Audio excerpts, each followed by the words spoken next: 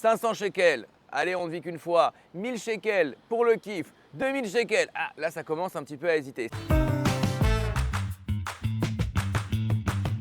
Les sages dans la Mishnah nous disent la chose suivante. Pour ne pas fauter, eh bien, tu dois réfléchir à quelque chose de pas très agréable qu'un jour tu vas devoir rendre des comptes. C'est peut-être pas très agréable, mais au moins c'est efficace. Pourquoi c'est efficace? Si je vous demande, qu'est-ce que vous aimez manger le plus au monde? J'en sais rien, vous aimez les entrecôtes.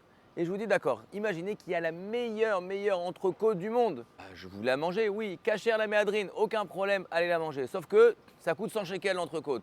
Vous me dites quoi? Ah, 100 shekels, c'est pas grave, on peut bien se faire un kiff. Non, je me suis trompé, elle ne coûte pas 100 shekels, elle coûte 300 shekels. Vous êtes prêts à y aller? Allez, 500 shekels, allez, on ne vit qu'une fois. 1000 shekels pour le kiff. 2000 shekels, ah, là ça commence un petit peu à hésiter. 5000 shekels, 10 000 shekels, 20 000 shekels, vous comprenez bien que toute personne sensée comprend que même si je vous donne le plus grand kiff du monde, il y a un prix que l'on n'est pas prêt à payer pour pouvoir profiter quelques minutes. Eh bien, les amis, si on réfléchit que la nourriture pas cachère, ou peut-être cette chose qu'on ne devrait pas faire selon la Torah, eh bien c'est du poison. Eh bien cette chose-là, on va devoir payer très cher, on va rendre des comptes sur cette chose-là. Eh bien au bout d'un moment, on dit tout simplement, ça vaut pas le coup. Et d'un coup, vous allez voir que cette envie-là qui nous travaille dans la tête, eh bien, elle disparaît d'elle-même. Parce que je vais vous donner un grand secret.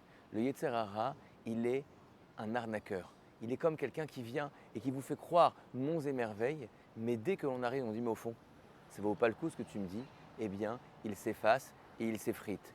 Prenons le temps, chaque jour, de penser aux conséquences de nos actes et Bezat Hashem, ça nous donne la force pour agir mieux et pour progresser dans la vie. Et moi, je vous dis excellente journée.